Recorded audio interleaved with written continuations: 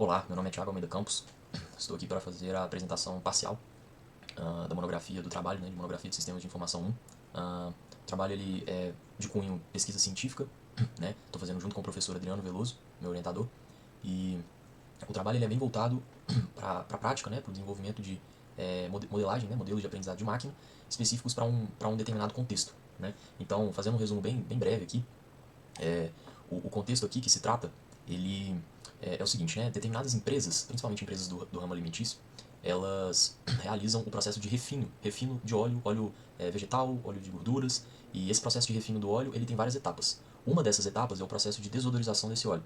E esse processo de desodorização desse óleo, ele, para que ele ocorra de forma otimizada, né, de forma ótima, ele precisa ocorrer com, com vácuo, né, ou seja, com uma pressão muito baixa, né, ou com ausência de pressão. Mas muitas vezes nesse processo, essa pressão aumenta por variados fatores e isso acaba desencadeando em uma perda desse óleo lá na frente na cadeia operacional, né? Ou seja, ocorre uma ineficiência operacional nesse processo da desodorização do óleo por conta desse aumento da pressão indesejada, que ocorre por vários fatores, e isso acaba prejudicando essas empresas que estão nesse contexto. Então, a ideia desse trabalho aqui, foram coletados vários sensores dessa máquina, né, que realiza essa desodorização do óleo, que estão medindo várias informações, né, como temperatura, pressão, enfim, várias coisas. E a ideia é que seja possível, né, realizar uma predição de quando vai haver essa quebra de vácuo, né, ou seja, esse aumento da pressão indesejada, que vai acabar levando a prejudicar o processo operacional. Então o trabalho está inserido nesse contexto. Então aqui a gente tem a proposta, né, do trabalho, tem uma introdução, tem um referencial teórico que foi coletado, tem a metodologia, né, que espera-se explorar o dado que a gente já tem, sanitizá-lo, avaliar a remoção de outliers, modelar modelos de aprendizado de máquina que vão realizar essa predição, aplicar esse modelo em, nos dados que a gente tem e avaliar os resultados, né? Então essa seria a metodologia que vai ser utilizada. Como resultados esperados aqui que foi definido na proposta, né? Para a monografia de sistema de informação 1, a ideia é que seja explorado e modelado, conforme eu comentei, esse dado, né? Então a gente organizar esse dado para que seja possível aplicar o modelo, a implementar pelo menos dois modelos de aprendizado supervisionado iniciais, né? Principalmente levando em consideração o valor desses sensores e como a variação utilizando a média desses sensores, né, para a gente ter uma informação passada do valores desses sensores e isso agregar para o modelo. E já na disciplina de monografia de sistema de informação 2, a ideia, né, pelo menos a princípio, é que a gente consiga predizer a quebra de vácuo com um intervalo de antecedência, né, para que seja possível realizar uma intervenção real ali, né, e precaver, que as empresas possam se precaver mesmo quando isso vá ocorrer, né.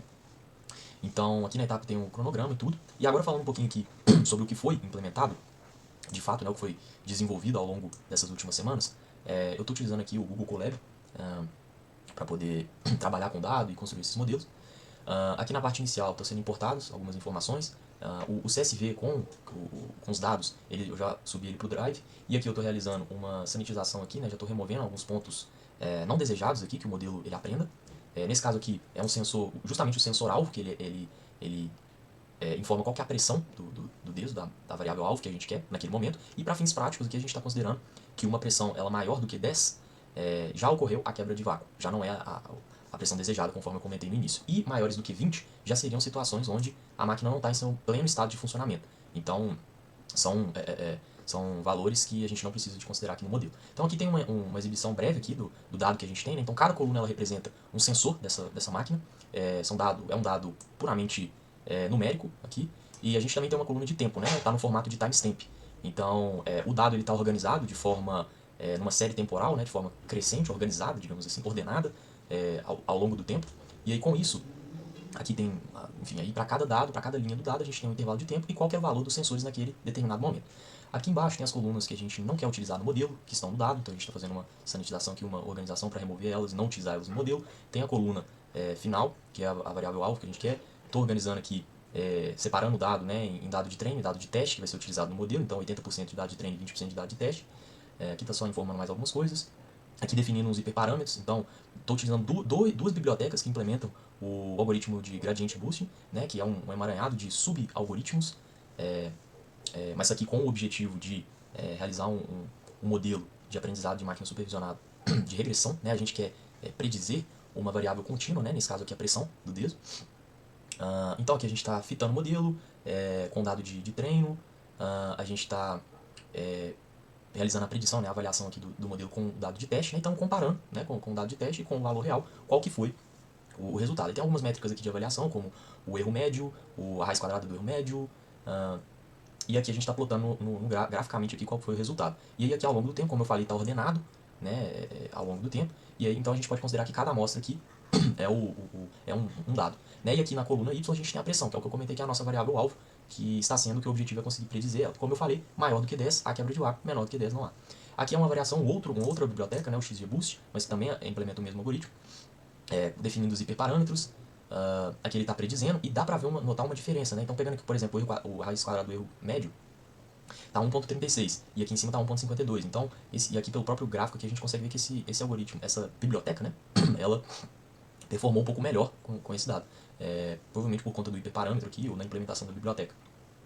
E aí aqui já foi desenvolvido também um modelo com a média, aqui está de 10 segundos, mas em média de 15 segundos passados. Né? Então o que isso significa? Foi implementado aqui de forma que para cada sensor foi avaliado, né? foi pego 5 itens, 5 registros para cima daquele sensor, né? Para cada das colunas do sensor.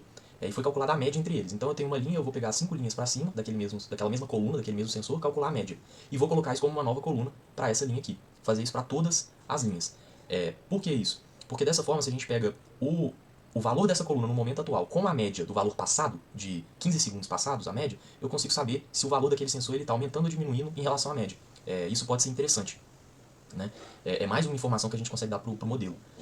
Então isso foi feito aqui, então, novamente frisando, não foi para cada coluna foi adicionado para cada sensor, para cada coluna, foi adicionada uma nova coluna com a divisão pelo valor atual daquele sensor naquele timestamp e a divisão do valor atual daquele sensor naquele timestamp e da média daquele sensor dos 15 segundos para trás. Então essa divisão é o que está sendo armazenado nessa nova coluna, que está com o underline div, de divisão. Então isso foi feito aqui nessa segunda versão do modelo. Então aqui a gente está colocando, nesse momento aqui, colocando essa nova coluna, organizando aqui os dados das colunas desejáveis e não desejáveis para aplicar o modelo de novo. E aqui foi treinado o modelo e olhando para o erro quadrático médio aqui, raiz quadrada do erro médio, a gente pode ver que melhorou ainda mais o erro. Né? Então aqui graficamente a gente consegue ver também que o algoritmo, o modelo ele performou ainda melhor, acrescentando essa outra informação na qual ele pode utilizar.